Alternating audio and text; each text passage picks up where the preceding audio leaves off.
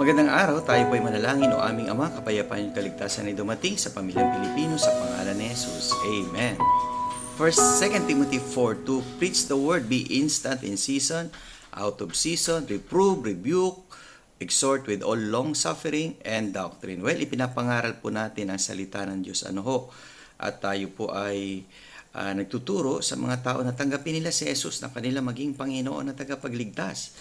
Tandaan natin na kailangan natin magkaroon ng relasyon kay Jesucristo. Kaibigan, kung wala ka pang relasyon kay Jesucristo at di mo pa siya tinatanggap na yung maging Panginoon at tagapagligtas, tanggapin mo na siya sa araw na ito.